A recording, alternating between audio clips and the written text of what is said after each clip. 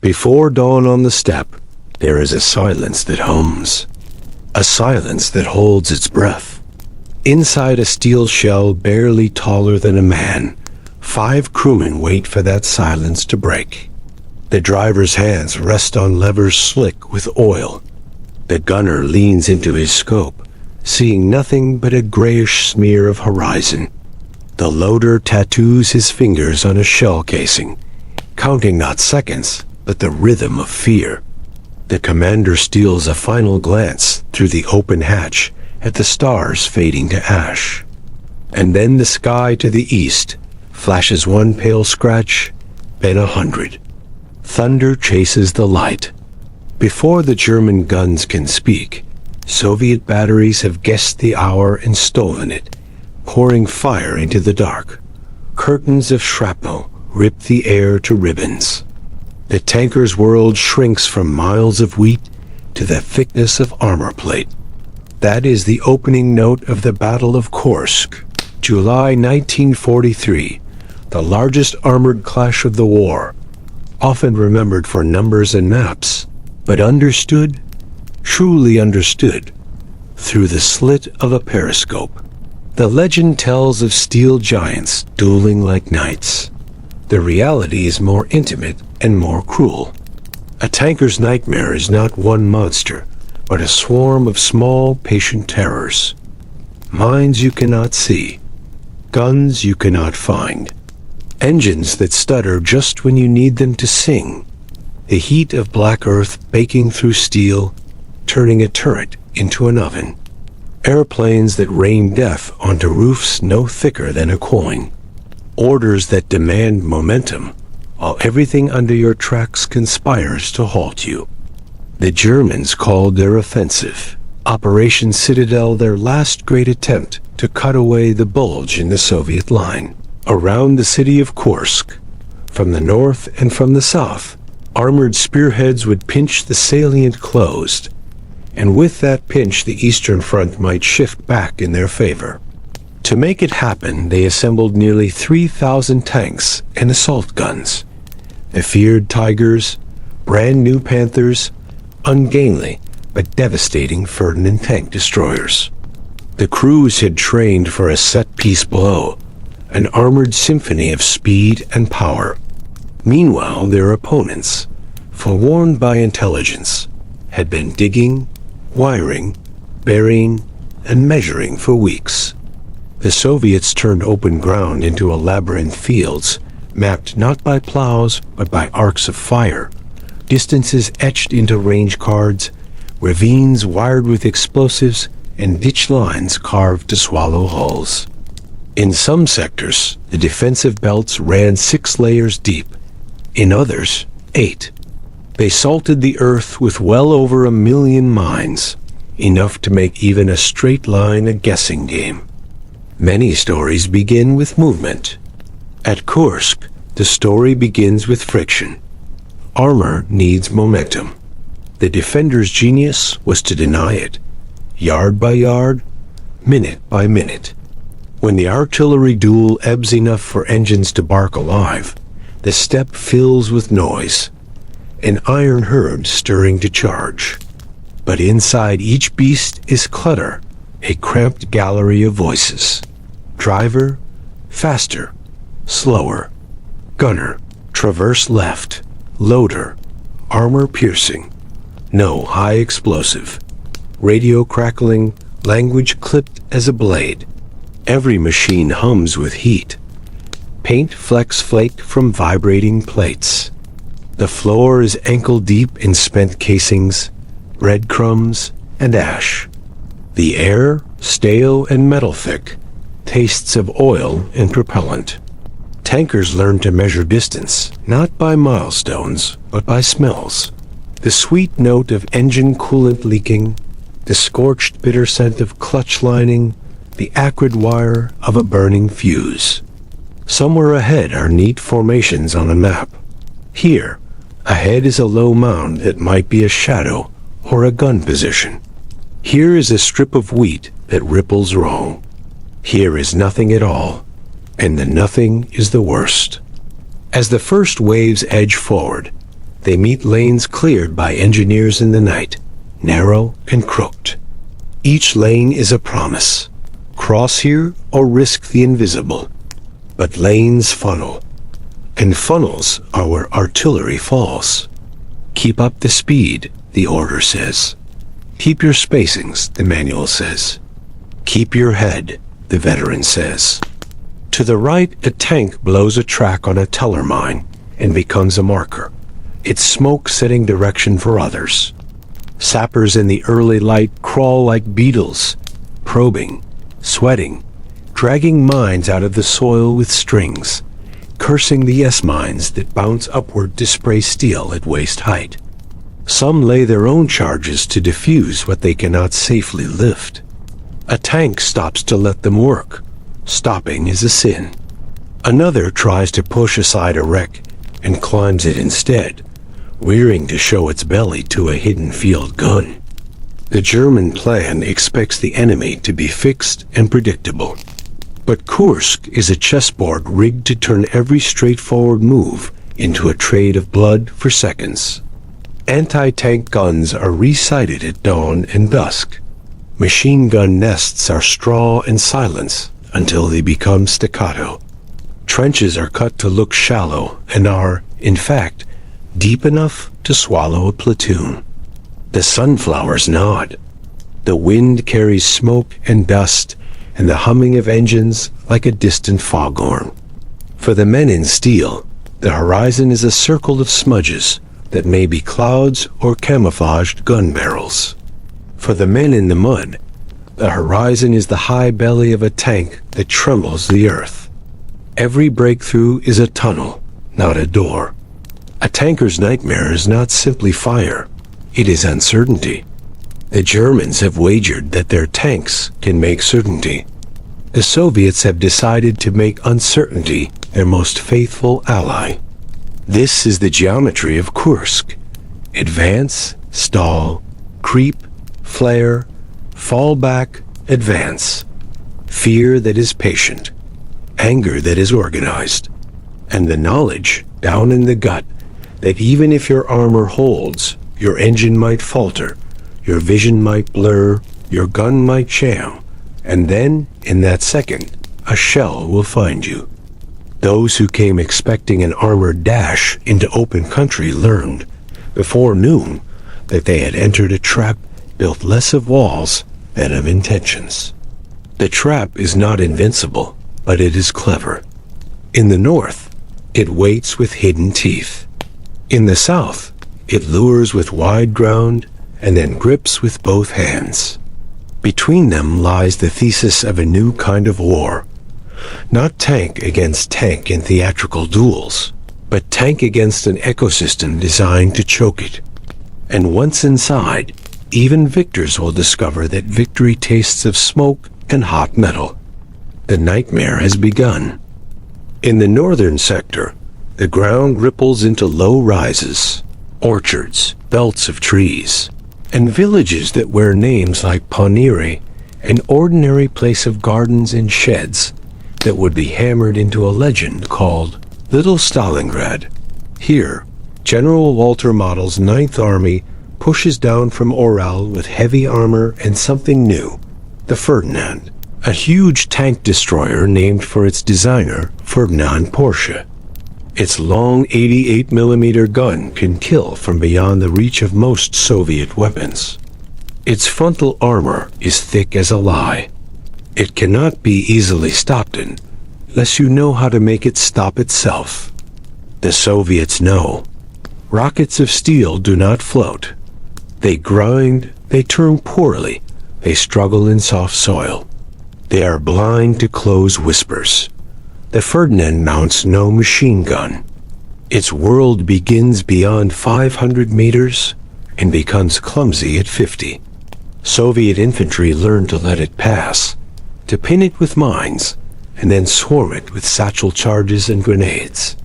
At Paniri Station and Hill 253.5, you can measure terror in the seconds between the moment a tanker hears thumps on his hull fists, a shovel, and the moment the hatch lever jams with the heat of a nearby blast. Survivors recall the feeling as tactile, a series of knocks on the skin, a shameful heartburst of relief when the engine revs and the beast lurches forward out of the trap, or the frozen, animal stillness when it doesn't. Before the armor can even reach those ambushes, there is the labor of crossing the geometry of death. The Soviet defense in depth is not a single line, but layers braided with wire, trenches, and mines. In certain sectors, the engineers counted dozens of anti-tank and anti-personnel mines per meter of front. Mines are not only damage, they are tempo. They break a charge into stutters. The Germans bring flails, rollers, and remote-controlled demolition carriers to cut lanes, but the lanes themselves become targets, traced on Soviet range tables and rehearsed in fire. Anti-tank gunners' men with 45mm Sorokopyatka guns and longer, harder-hitting 57mm pieces sit rifled backwards into narrow trenches, their barrels masked with turf, their boots sunk in mud that smells of old rain and cordite. They have orders not to shoot at the first tank, but the second or third, to catch a column's rhythm and sever it mid-beat. The North is not dramatic in its geometry. It is intimate. Trains, cars at Ponieri are blown into twisted brackets. The schoolhouse becomes a bunker, floorboards creaking under the weight of an anti-tank gun rolled into a classroom. Soldiers fight room to room, orchard to orchard, swapping grenades over fences with men they do not see, terrified of the crushing shadow that slides along the wall tank or cloud. They learn the cunning of sight lines. Kneel and you see nothing. Stand and a machine gun cleans you from the air. For tank crews, every approach is a guessing game. The gunner's world shapes into silhouettes. A low rectangle may be a gun shield. A tree stump may be a decoy. The commander glances from his cupola like a swimmer breaking the surface for air, then ducks back into a soup of noise radio calls, orders, warnings, the angry, constant rattle of tracks over spent shells and splintered branches. North of Kursk is where the new machines show their curses. Panthers, brand new and bristling with promise, break down by the dozens. Final drives overheat and seize. Fuel lines cough vapor and flames. A proud spear point becomes a trail of smoldering hulks and busy recovery crews, their winches singing a slow song across the steppe. Maintenance is combat by another name. Men grease gears with hands that shook from adrenaline and now shake from fatigue. A driver who spent hours watching his horizon narrow to a slit must now lie beneath his machine, feeling its heat on his cheek, turning a wrench by inches because tubes block the swing. He prays for daylight or darkness, depending on which offers more time. The Germans do advance. They always do, at first. They wedge open holes. They pry apart seams. They pocket villages. But each pocket is a wound that bleeds. Each wedge draws in fire from three sides, from front, flanks, and from guns dragged through orchards by men who learned that guns can move like infantry if backs and ropes are stubborn enough. The Soviets do not squander their tanks in the north. They hold them back like a fist hidden in a sleeve, letting their guns and sappers and infantry give the first lessons. Their T-34 crews sit under camouflage nets, eating black bread and onion, listening to the earth tremor, counting the distant impacts like a drummer learning a complicated song. They know that steel against steel is coming, but they also know that the nightmare begins even before you see another turret. Night brings no comfort. In the dark, flares turn the world the color of milk. Sappers crawl out to lay new mines where the day's battle burned them away, moving in the smell of spilled diesel and warm metal, whispering to one another, not because the enemy can hear, but because voices feel too big for the night. In the same dark, German recovery teams risk everything to drag crippled tanks back to repair parks. They pass hulks that glow orange long after the flames died, their paint bubbled and cracked like old clay. Somewhere, a tank engine chugs alone, the crew gone. A lever jammed open by debris. The noise makes men nervous. Machines that run themselves sound possessed. Paniri holds. Hill 253.5 is traded and retraded like a coin. The Ferdinand's claim kills at almost absurd distances. Soviet diaries curse them, and then in later pages, exhale when someone finally killed one. They remember the sharp, shocking hunger of that triumph, the relief of proving that an iron face has a neck you can reach.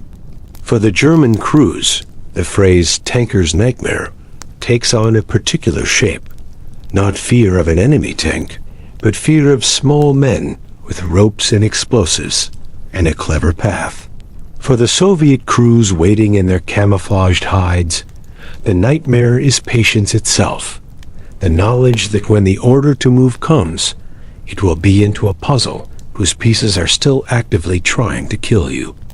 Above it all, a second war hums. The air belongs to whoever is least tired. Stukas dive with sirens that turn stomachs to stone. Soviet fighters claw them away. Ground attack planes dive low, their cannons stitching the ground, hunting hull roofs as thin as a lid. Later, someone will write that at Kursk, the sky itself fell on tanks. On the ground below, the men inside the armor hear the divees as whispers, and then as walls of sound, and the whole tank shakes, not from impact, but from the fear that you cannot climb away or duck. You are already inside the only shell you've got. In the north, the nightmare has a shape. Claustrophobic, close range, full of traps and hidden teeth. It teaches a lesson both sides will carry south. Speed without certainty is a charge into someone else's story. And in this battle, the story was drafted by the defenders, with a ruler and a miner's patience. The southern shoulder of the Kursk salient is a different country. It rolls wider, the fields stretch to the horizon, and the light feels larger. This is where the German 4th Panzer Army intends to sprint, to break the line and wrap it. Columns gather like braided rivers. Tigers with square-shouldered confidence. Panthers freshly arrived. Panzer IVs in their mature, lethal prime. With them move the elite formations of the 2 SS Panzer Corps, names that have traveled far since. Leibstandart, Das Reich, Totenkopf. The plan is to drive north along the Belgorod-Oboyan Road, the flow through villages with names that will become anchors to memory. Cherkaskoy, Yakovlevo, and further, a town with a little station whose rails cross a shallow valley. Prokhorovka. On the first days, the South behaves like a promise kept. The German spearheads bite deep, outflanking strong points, bridging anti-tank ditches under fire, using smoke and speed to blur the defenders' math. In wide country, the tank feels at home. There is room to maneuver, to flank, to get angles. But the Soviets anticipated even this. They built fields of fire like transparent walls. They drew lines on maps that were not roads but killing zones. They seeded the forward edges and kept their own armor masked behind hills and copses. As the advance gains momentum, sapper teams spring from holes like a human minefield, dragging long ropes with hooks to snag wire, laying new mines in the dust of the old, burning the grass to expose dark shapes under lighter soil. guiding the defenders' artillery with flapping panels. Each time the Germans try to widen a breach, more guns appear in the breach's mouth. It is here that the Panthers' promise and punishment become one. On the morning of battle, a parade of them noses forward, long-barreled, sharp like pencils, paint still crisp. By midday, many have stopped not for enemy fire, but from mechanical rebellion. Their torsos are brilliant, their ankles are weak. Final drives shatter, powertrains overheat. Others are maimed by mines placed where mines shouldn't be according to the manual, because sappers write their own manuals. The unharmed Panthers cannot twist far to help without slipping into the same traps.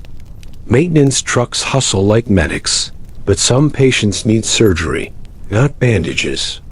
This is the hidden front within the front.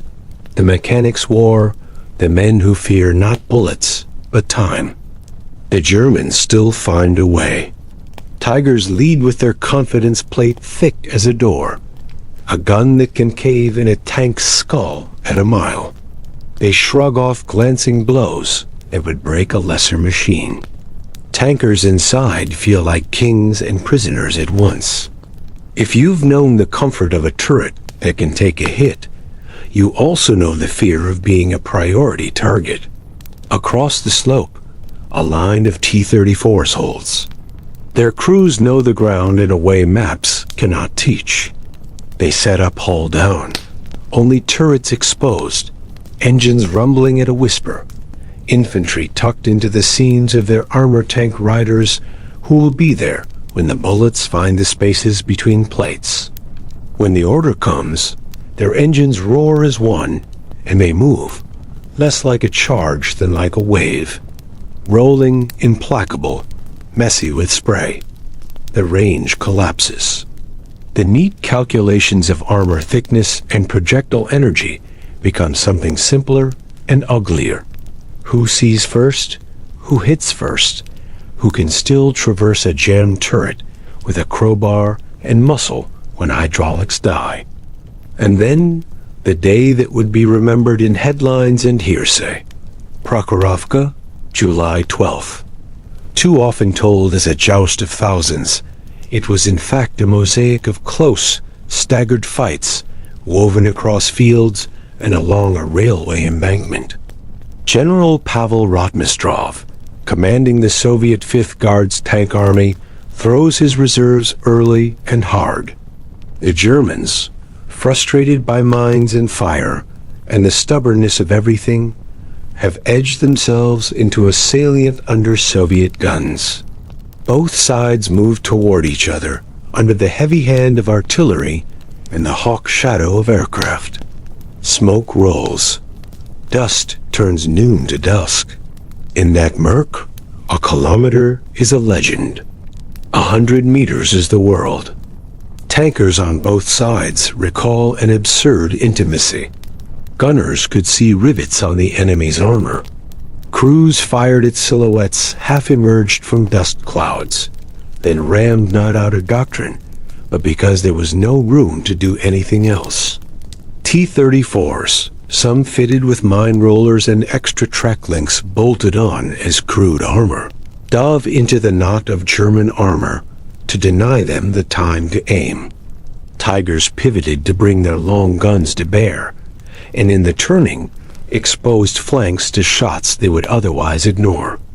Light tanks, the fragile T-70s that few remember in triumphal histories, darted and died, but also distracted and disrupted.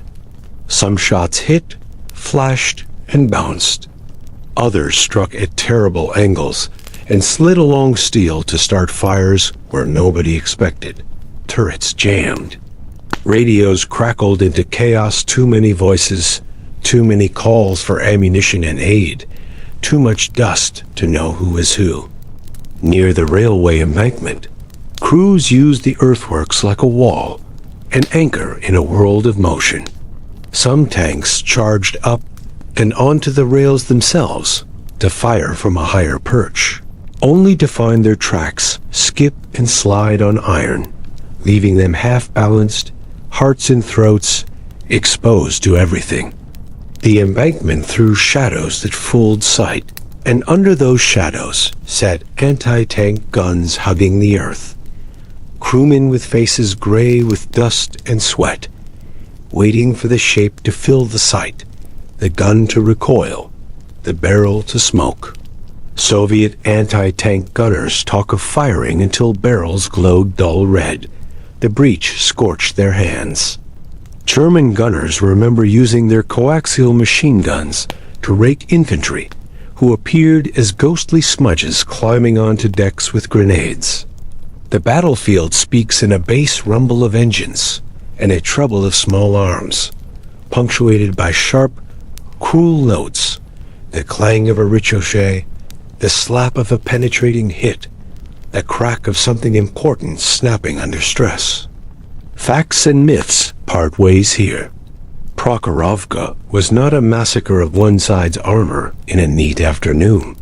It was a grinding, unresolved day of frontal pressure, tactical improvisations, and the weight of attrition. German losses were real, but not annihilating. Soviet losses were heavy and born with the grim knowledge that the steppe could absorb them and still produce more. Yet for the men inside the machines, it was a nightmare in the purest sense. Limited sight, limited air, limited room, and no cause.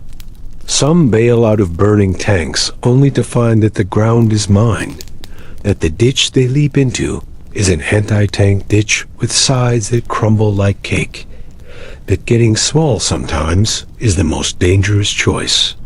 Others remain, enduring the heat too long, tasting metal as it condenses on teeth, learning how long a human being can be a part of his machine before the machine demands too much.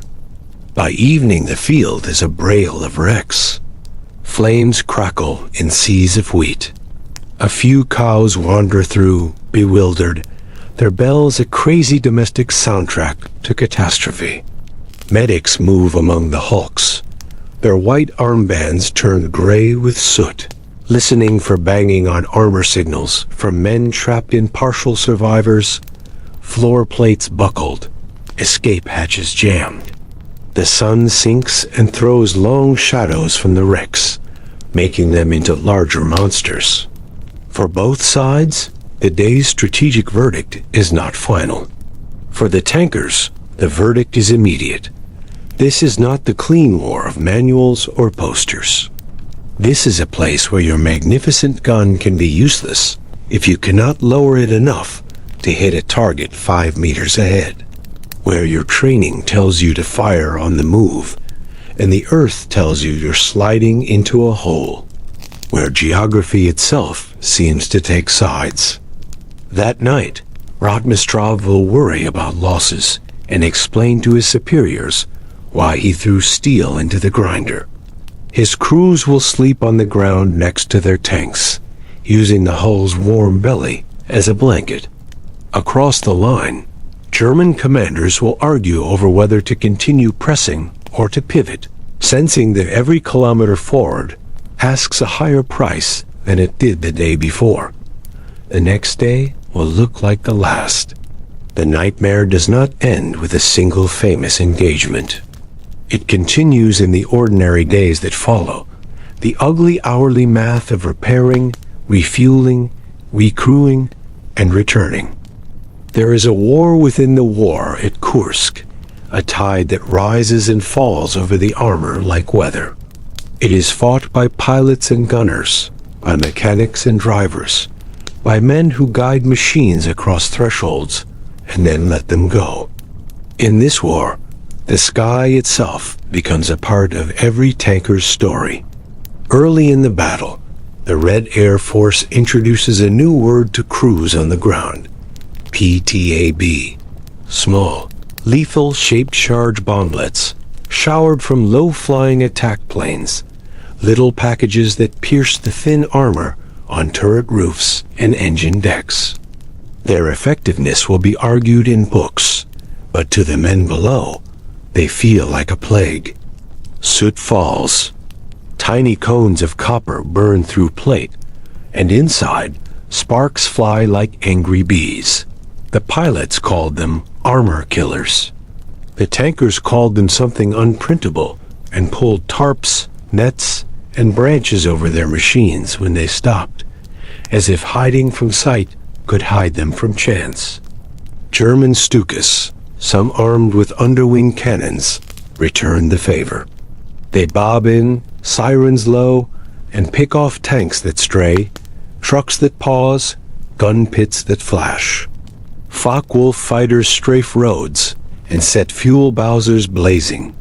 Soviet Yakovlevs and Lavakins meet them in dogfights that the men on the ground experience as flickers across the top of their world. And through all of it, the guns never stop. The steppe is an orchestra that has lost its conductor. Each section plays as hard as it can, sometimes harmonizing, sometimes drowning one another. At night, the other half of the nightmare begins. In repair parks lit by hooded lanterns and the ghost blue of welding arcs, mechanics perform miracles with cannibalized parts, wire, and sheer stubbornness. They run their hands over steel as if checking a fever. A hull with a solid hit that did not penetrate becomes a headache. Spall knocks out the radio or fractures a sight, and a supposedly fine machine becomes a silent one. Crews replace periscopes gone blind from concussion cracks. They tighten tracks that stretched under stress. They patch fuel lines with rags and tape and prayers.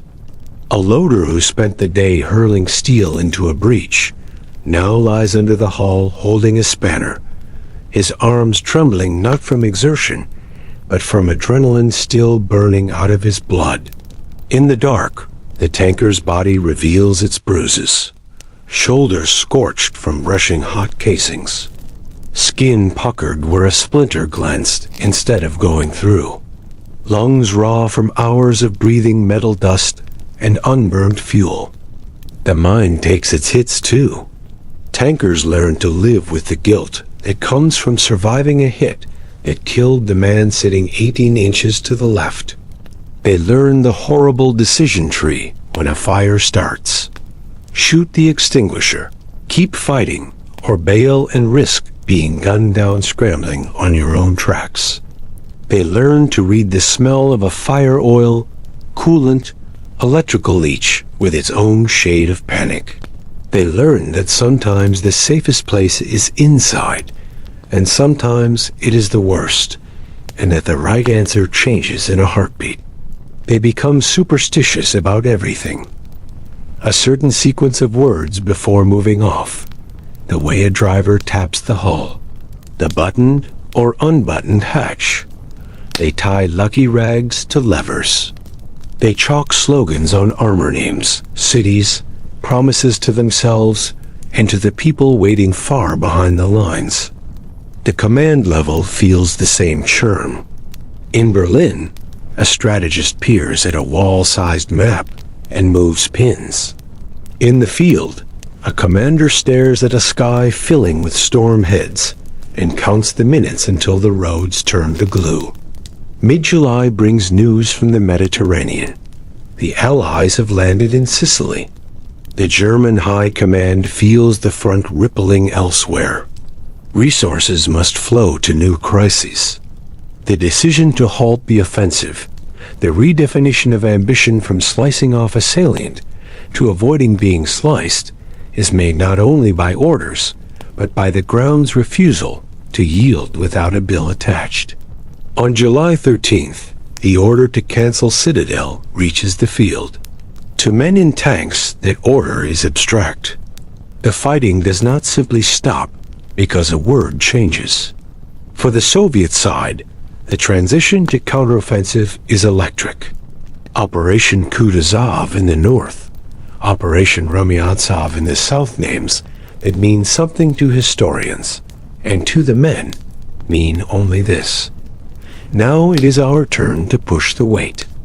As the Soviets move from defense to attack, the nightmare mutates but does not recede. It now includes crossing the same minefields laid by your own side, advancing into terrain churned by thousands of tracks, where every depression can swallow a wheel and every destroyed tank can hide a booby trap. The pack-front-style nests the Germans built to stall counterattacks thicken with 75mm guns and long 88s, interlaced with machine guns and mortar.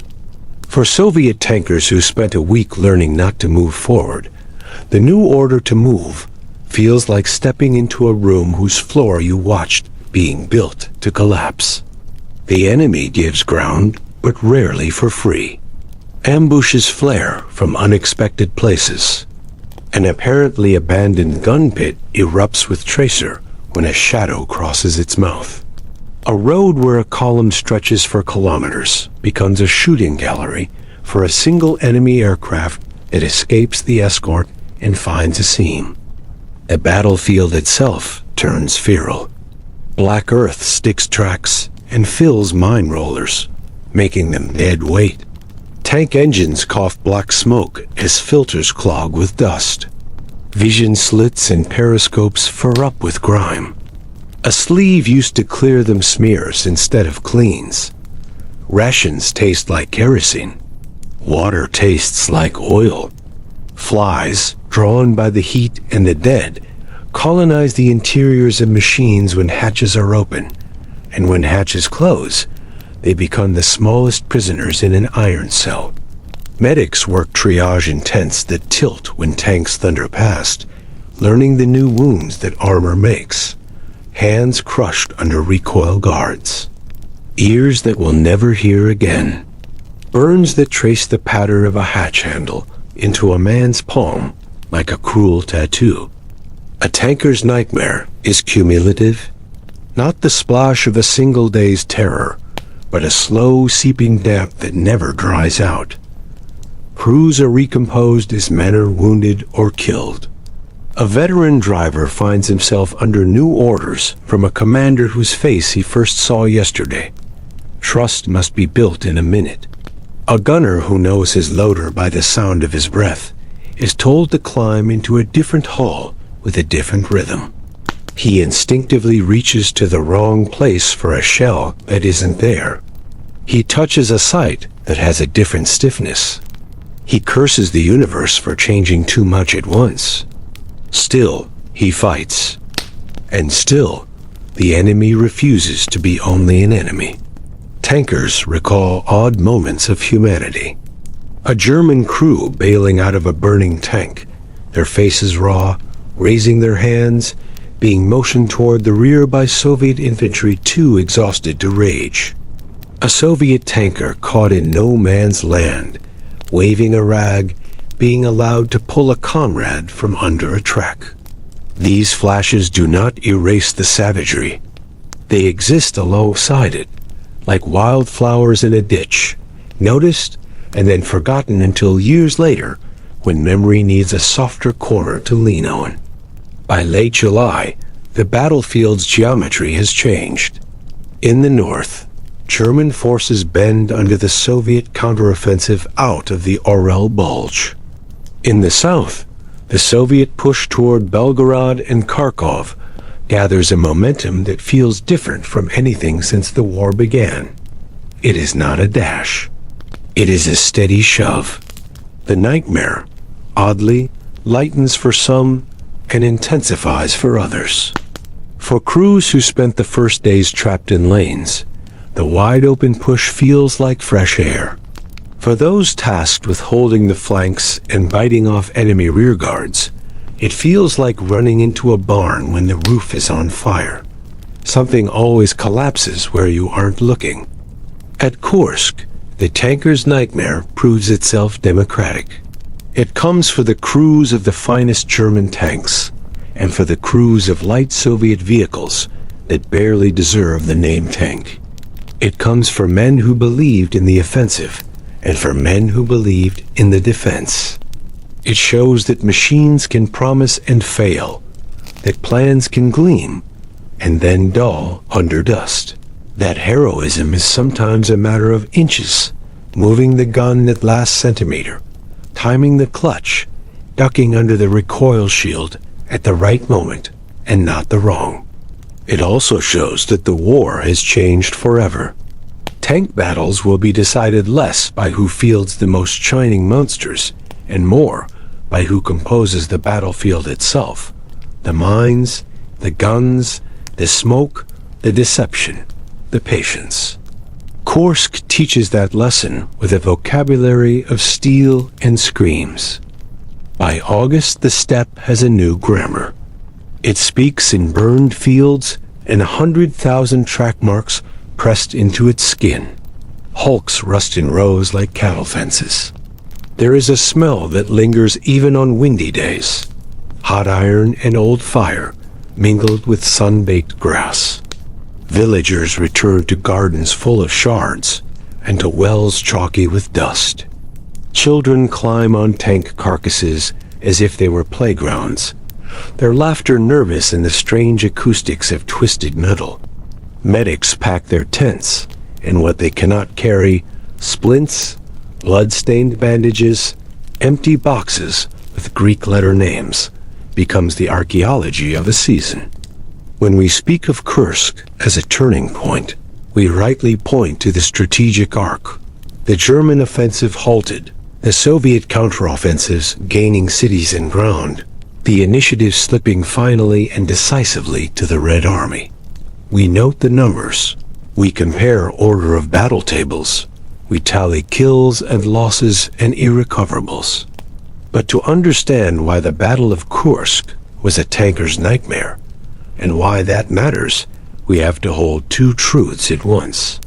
First, that this was a contest of planning and production, of intelligence and deception, of logistics measured in trains per day and mines per meter.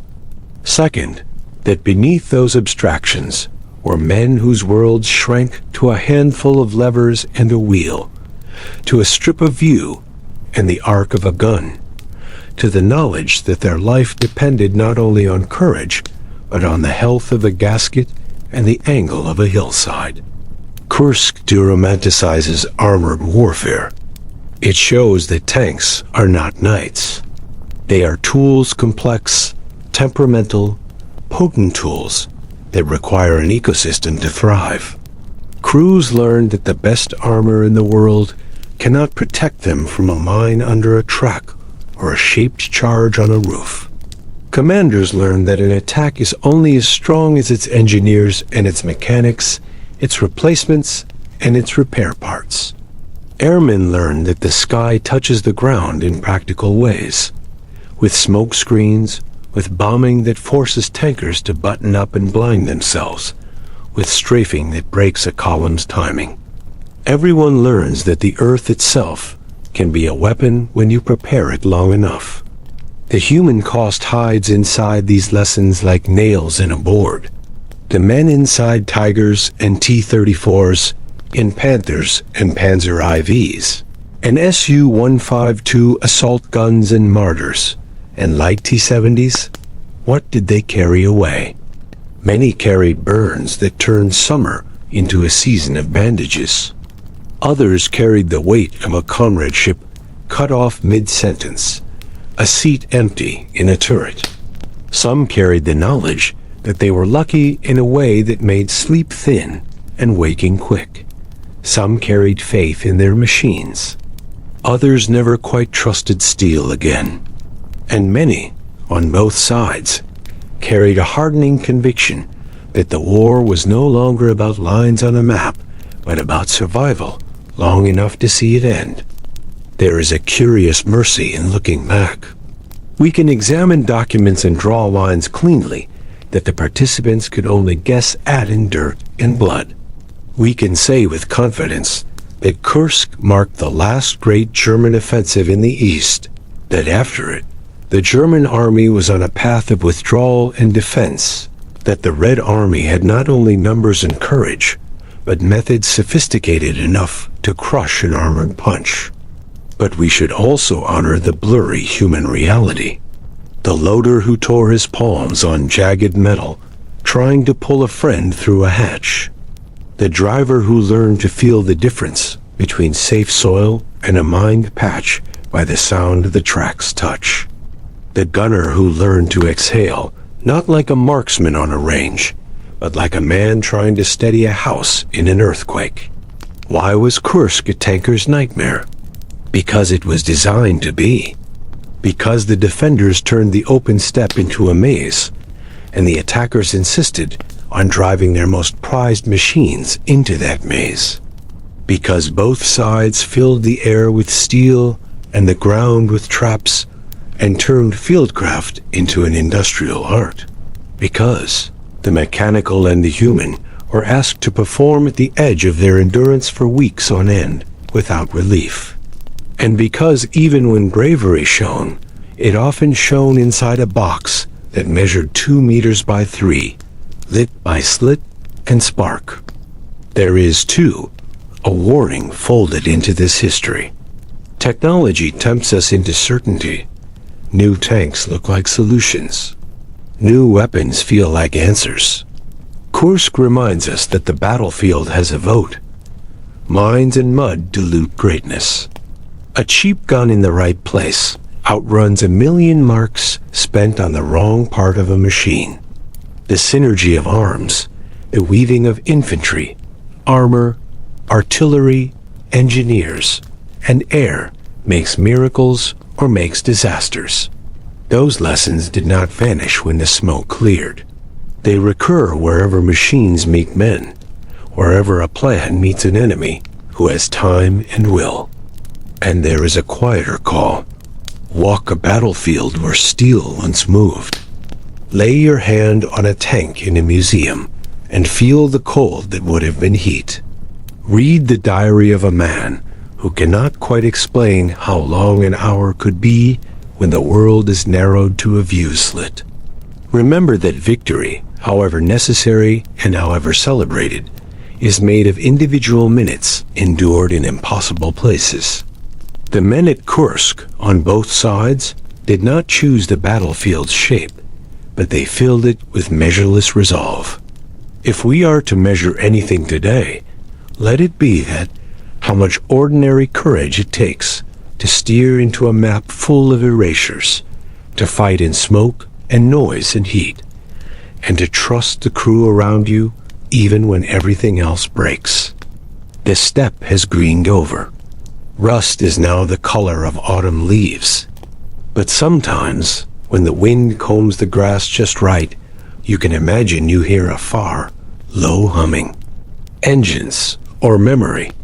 Either way, it tells us that armored war is never just metal against metal. It is human beings inside machines, and at Kursk, it demanded everything they had.